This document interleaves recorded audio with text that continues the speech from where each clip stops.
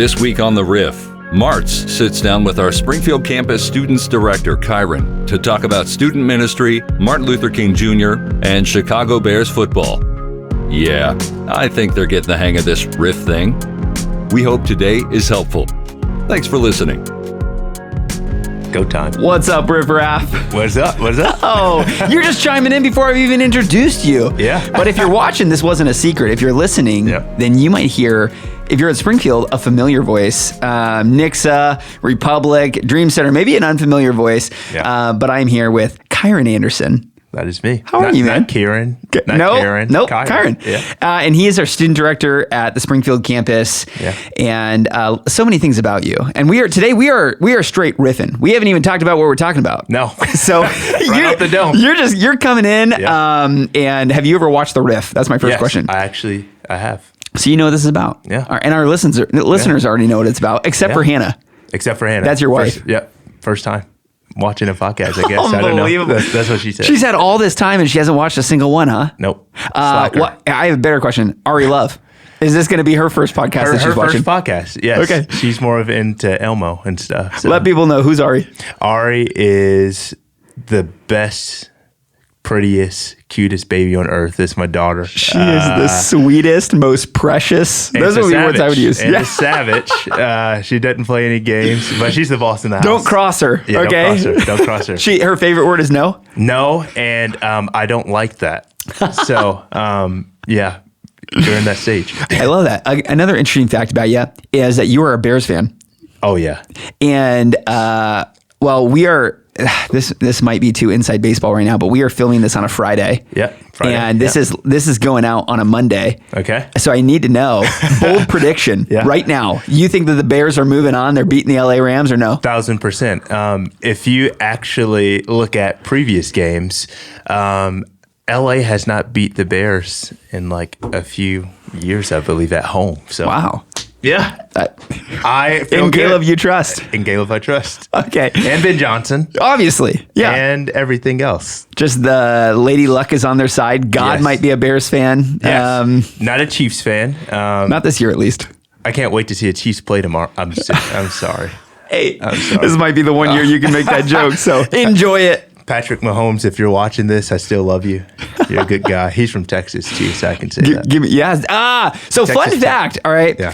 Kyren, that you're going to have to bring in the Bears, Illinois tie to that. Yeah. But interesting thing, so you haven't been on the team super long. You've been on for a few months now, 4-ish? Yeah, almost 5. Almost 5 months. Yeah. And when you came on, I remember we were interviewing you, and we were like, hey, we just want to let you know, like, we don't have a lead pastor. Yeah. and you had other offers different places. Yeah. And you and Hannah and Ari were like, no, I think this is where we need to be. Yeah. Walk me through that, because that is insane, right? To go through the interview process, we're looking for a student pastor at our Springfield location, and we're casting vision. This is going great, and we're like, hey, by the way, we don't have a pastor, and you're like, that's okay. Yeah. Now, what was going through your head, and why? How did you come to that conclusion? Yeah, I actually remember when I was in the interview process, I was driving. We were driving down Interstate 75, headed to Ola Cafe, which I'm repping today.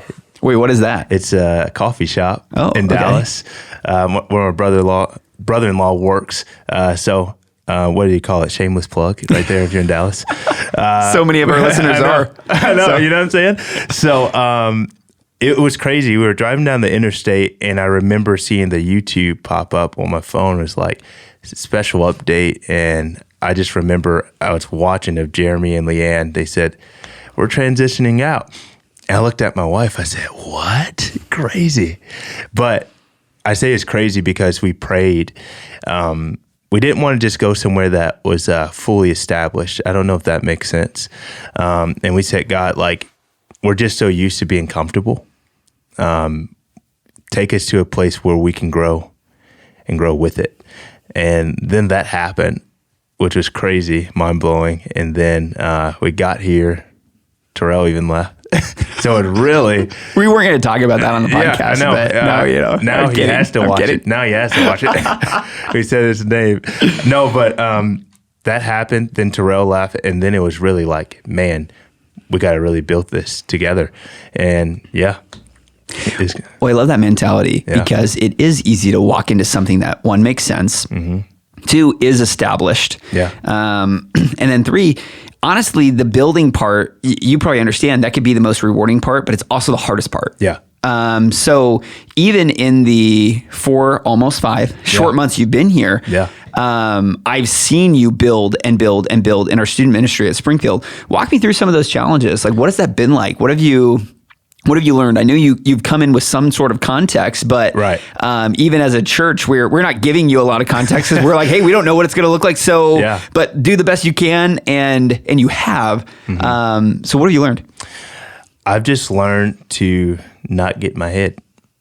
It sounds so simple, but God has called us here for a reason. It's so easy, like in a time of transition, like when you don't know like what's ahead for you or what it's going to look like, it's easy to think of like, man, like what to do? What do I do? What do I do? Right. Yeah. And it's a lot of times you can go in the past like, man, did I make the wrong decision? Should I have gone over here?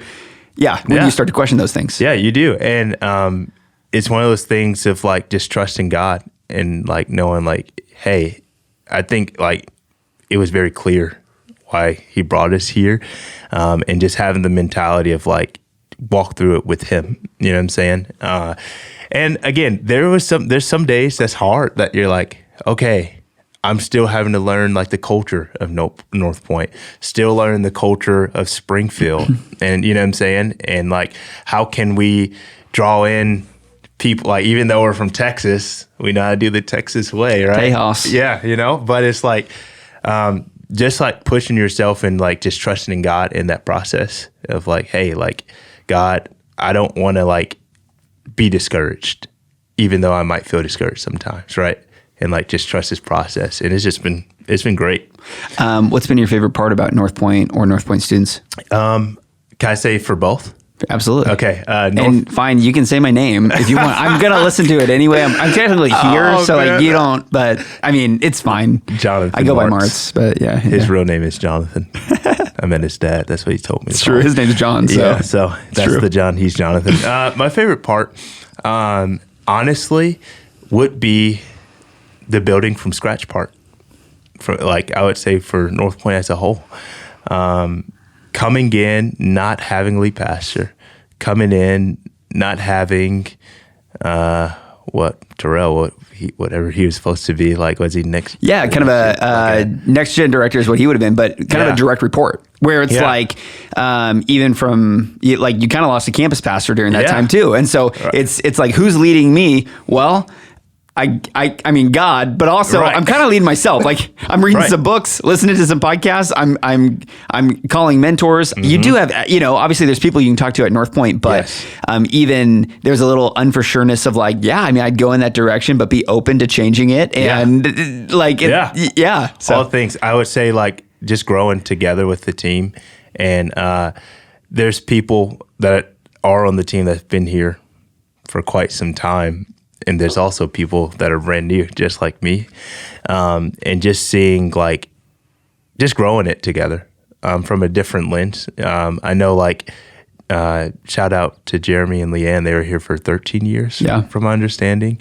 I feel like what they built, we're just building on top of. We're not taking away, you know what I'm saying? But it's like, hey, we get to build on top. Yeah, strong foundation. So I would say as far as North Point, that's my favorite part, honestly, and just adding new things and building on things. Favorite part of North Point students, it's like emotional to think about, but like seeing like the students come in and they're just hungry just to know more of Jesus. That sounds super simple, but what I'm seeing is students bringing in their Bibles, students taking notes, students asking questions. Almost every week I see we fill out like a hot knot report and you're saying gave away this many Bibles, because, which is like how many, I don't know, the 12 to 18-year-old is like, hey, can I read a book? Yeah. Can I? Oh, actually, I want to go get that book to be able to read it. Like, that's not crazy. Normal. It's not. And I think too, like, seeing like it's Gen Z and Gen Alpha, which sounds so weird, but that's what it is. But they're just hungry. They just want someone who's authentic, vulnerable, real, and they just want the truth. What I've seen, I'm only 25, but even from my era of when I was in youth, I feel like people were just focused on being cool, the next big thing. And I tell my students every week, like, it's not about numbers. It's about us growing spiritually. And I think when we grow spiritually, what will happen is that everything that your world, like your mind might think of, like, hey, we need to grow this youth group to be this size. I'm like, I don't think about that. I'm like, if they grow spiritually, this will just naturally happen. And so I feel like I'm seeing like the fruit of it, and not like on me, but like I thank God every time. Like, I'm like, man, like, thanks for, I don't know, speaking to me and like allowing me to be vulnerable with these students. Yeah. So absolutely. I think, and you're hitting the nail on the head. Even our goal as pastors, it isn't to grow North Point, it's to grow North Pointers. Yeah. And so exactly what you're saying. And that means that whenever you, create the kind of environment that you do, you don't create the kind of environment to just say the thing that's going to get them back next week. Right. You don't give away the prize that's just going to get them to come back next week. Yeah. It's like it changes the way that you communicate. It changes the environment. It changes, it's less about stats and it's more about stories. Yeah. I bet you have some stories from, just the 4 or 5 months, which this is what's crazy. Yeah. In 4 months, you realize the kind of impact that can make on somebody. Yes. Walk me through, you got any stories from student ministry? I know I'm putting you on the spot. I'm like interviewing you right now. You know what? Like, all right, you're doing a great job though. You're passing. Hey, I'd rehire. I know, rehire. Good. I would say, I feel bad because I forget the young man's name. Well, names aren't important. I know. tell me that. No, for real. But like, tell me just the story. Yeah. I remember it's this kid. He comes like every week, but he sits by himself, super quiet. I've never heard the sound of his voice until last week. Not this past Wednesday before. But he came up to me and I talked about like worshiping in our fires. So when you're going through pain, struggle, like, even if you don't know the outcome, still worshiping God. And this kid came up to me and he had like his connection card. And he wrote a prayer out and he said, "Hey, Kyren, can you pray for me?" And I was like, "Yeah, like what exactly?" And you said, "Yeah, send me your number. I'll shoot you a text. I'll call you this week." I'm kidding. Yeah. I'll send the prayer to you. No, but I prayed for him. And in that moment, he said, "Thank you." That like really means a lot. And I just like paused there for a second because, like I said, he didn't talk much. He said, "Thank you, means a lot," and just walked away. And then after service, he came back and said, when I really mean it, like that really meant a lot for me. And this is why I keep coming back, because you see me. And like stuff like that for me is like, it's not about a microphone in my hand. It's not about a platform. I want the students to know that I see them, God sees them. Like the atmosphere we're creating is a place for people that may not be, it's for crazy people and bubbly people, you know what I'm saying? But also for the people that are kind of like the laybackers. They don't want all the attention, you know? Yeah, it's not just an extroverted church. Like this is for everyone. Yeah, exactly. Like when I heard those words, I was like, man, like you see me. And I was like, man, that's deep. It's like, I don't know. It was one of those heart, like, oh my gosh. And I do think that's one of the things I've admired about you over the last 4 or 5 months is you're a cool dude. Like you just are. Like you're cool. You also know how to be hype. Like you could if you wanted to. Yeah. But the way you move is kind of this like unhurried, like you're very observant. Yeah. And exactly what he said. Like you see people, and I think that's one of the if I were to say one word about Jesus, Yeah. A lot of different words I could attribute to him. But one of the words that I was reading a book that said when they were talking about Jesus was unhurried. He was unhurried. Yeah, he had places he was going. Yes, he had things he did. He had, he had a calendar like all of us. Maybe not, the way we do. But he had things in his head that he needed to get to. He attended weddings and some funerals. Like he went to things and had places to be and was there. But he was always getting stopped along the way. Yeah, and it was the things along the way that writes the book. Yeah. Like that's how you actually hear about Jesus's life. It wasn't like, and he got to this destination and it was a lot of times the healings that happened on the way, the teaching moments along the way. And I see that in your life is you're accomplishing things, you're getting things done, you're doing things, you've got a vision for what things could look like. I feel like that was one of the things at the beginning that I was most excited about. I'm like, man, you have a vision of what this thing could look like. And I'm like, go after that. Yeah. I just believe God's put that on your heart and that aligns with our mission. Nothing's stopping you there. Right. And it's been all the things along the way that's been cool to watch of like, you're such a team player. You see people, it's those stories that come out before service or after service. Yeah. A lot of times we're like, it's the service. No, it's the environment that brings down the walls where students are able to connect. They're able to be honest and vulnerable, like you talked about within their small groups.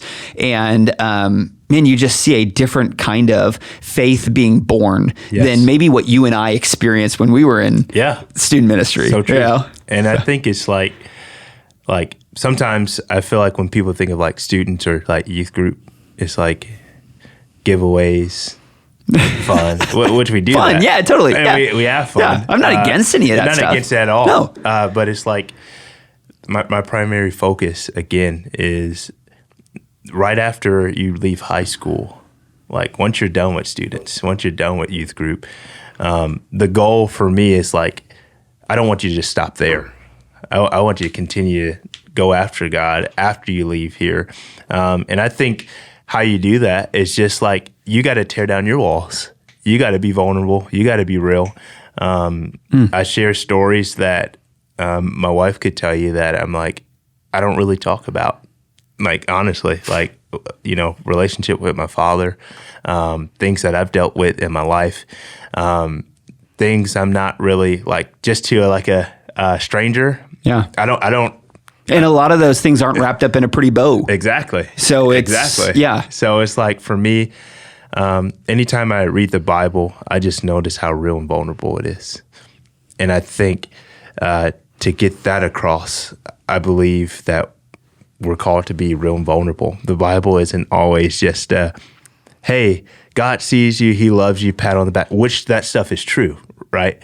However, like this walk of faith, it's not always pretty. It's hard sometimes. It's not butterflies and rainbows and jelly beans. There's like you're gonna, what about unicorns? Are those in there? I guess. Okay. You know what I'm saying? Like it's going to be like.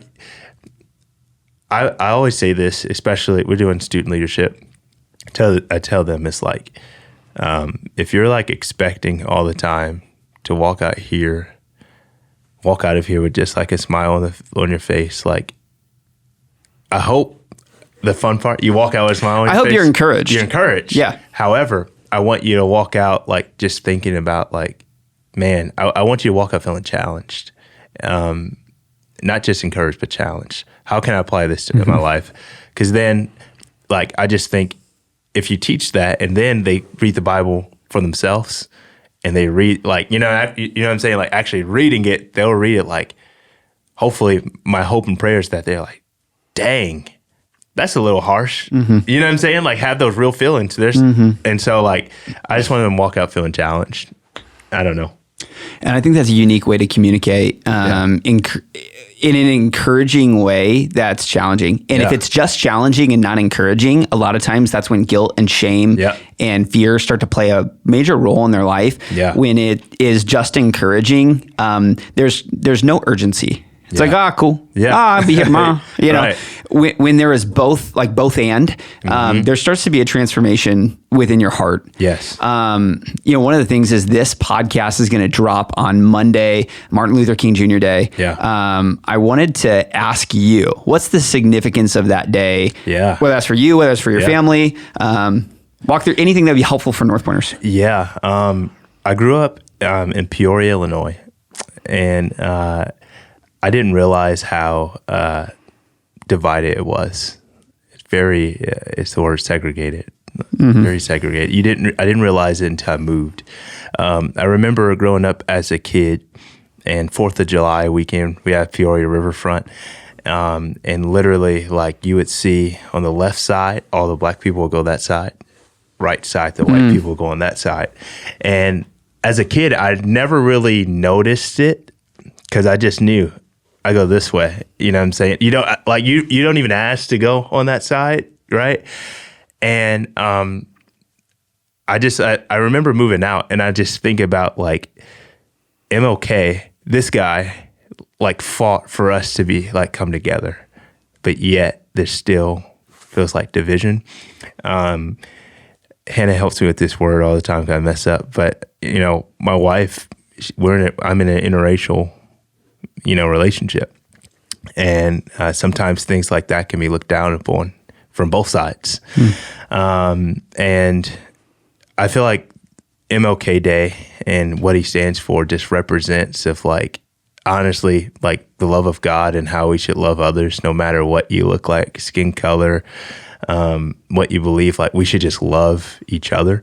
And I'm just telling you, like, growing up in an atmosphere like that where it feels like I'm just so blind to it, like, I don't know, it just shows, like, I don't know, like, we just called to love each other, like, and I would say my wife, even though she's a white woman, I still love her the same. Like, I don't look at her in a way like my family doesn't look at her, and her family doesn't look at me in a way, because it's just like what he stands for is to love others no matter what. So that's like, it's like a really huge day, I would say, for I would say the Black community, and yeah. Oh, I think you're nailing it. You know, everything I've read, everything I've studied is unity and peace. Like, we're fighting for unity, peace, equality. Yeah. And that someone would be judged not by the color of their skin, but the content of their character. Yeah. And there are all these things, and, you know, not trying to go down a rabbit trail, but all these things that, like, you don't notice until you see it. Now you can't unsee it. And, there was the... you know, if you take right-handed or left-handed people, there's something called the right privilege, where you go through the world and the world is built for right-handed people. Right. You know, you sit at one of those desks at school and it's positioned for a right-handed person. You know, you go to Big Shots and you swing the clubs and they got right-handed clubs there. Like, there's all these things. You go to shake somebody's hand. When's the last time you used your left hand to shake their hand? Like, that's very weird. It's You're like, oh, that's the world is not built that way. It's built for a right-handed person. And so you'd call that right privilege. Right. But there's so many things even in our society that, you know, equality doesn't always look like everybody getting the same thing. It looks like everyone getting what they need. Yep. And I think obviously from what I've studied and looking at MLK's life and just the unity and the peace that he presented is powerful. And, you know, I hope for North Pointers, you know, this would be one of those weekends that after you celebrate an awesome Bears victory, let's go. You know, this wouldn't just be a day off. It's a day on for remembrance, for celebrating that life and what he fought for. And I think it could be an impactful day when you remember kind of the meaning and semblance of that. It's more than just a day off from work. I think it's a lot deeper than that. And even for me, I found myself, like, kind of overlooking it. Because it's like, oh, I'm just off. You know what I'm saying? However, like, when you just pause and just, like, really think of, like, man, the days when he was alive, like, I don't know if I think about that. I'm like, I don't know if I could even, I don't even know if I would want to live during that era. So he fought for something that was probably really hard for. Actually, not probably. It was hard to fight for. There were so many people that was against him, and like, I mean, the death threats, and sadly, I mean, he was, killed in that for, but it's just like, I don't know. Like, it's just sometimes wrapping my mind around that. When's the last time you believed in something so passionately that you were willing to die for it? Man. That's not a 21st century question. No, not at all. We look at our ancestors. We look at, we read in the Bible, those kinds of things. And we're like, yeah, I would have. Yeah. I It's don't all know. fun and games until you're actually in it. Yeah. We always say what we would do. Absolutely. But when it happens, when you're in the moment, you're like, I call it the kind of like the freeze mechanism. It's like we always talk about if someone come in my house, I'm going to do this and this and this. Yeah. Then someone comes in your house, you're like, what do I do? You know what I'm saying? You like freeze. You know what's wild? I had a moment like that the other day. And I talk a big game around my wife. Okay. I'm like, I've been working out. Yeah. And sometimes you get that overconfidence. I've been going 2 weeks strong. Like I got this. And we were hanging out at the dinner table, and I heard like our garage. I heard our garage exterior door, like kind of like I don't like that. Open, weird thing. And I was like, what? And my very first initial reaction was pause. Yeah. And I looked at her and I was like, you going? I was like, all right, I guess. And so when I go over there, my heart's racing. Yeah. And turns out I kind of left it cracked, and the cat had opened it all the way. I don't like it. The cat probably would have got kicked I would have been scared. Like, I'm like super. You probably noticed this, but my family noticed. I'm like a stealth guy. People don't know. You sneak up on people? Oh man. Like, I can walk in a room, you might not even know I'm there. I'm big, but I'm quiet, I lurk in the shadows. I just lurk. My family knows, like, I mean, if my family watched this, they say, Kyren, you're lying, you're loud, which I can be. Hey, I'm a man of the people. Yeah, I love people. But I'm like, if something like that were to happen in my house, I'm like, just walk slowly, check it out. And then if it's a threat, throw a shoe at him or something. You know what I'm saying? I don't know. I do that with spiders. I hate spiders. Bro, I'm like, Mel, come on in. It's actually crazy because our first apartment, this was in Dallas, and no lie, you heard like one of those, right? Like a mouse or something? No, it wasn't a mouse.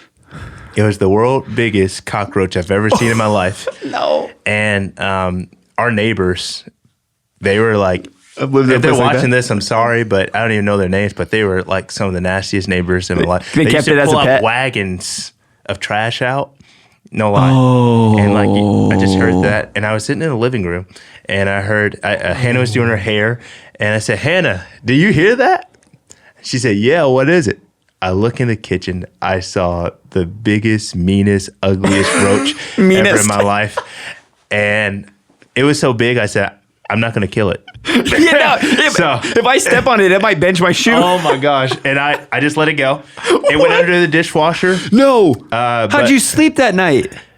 I didn't. It was hard. And the next morning, I went to the office, and I kind of demanded that we're out of here because I kept seeing the little critters. And so I do not like roaches.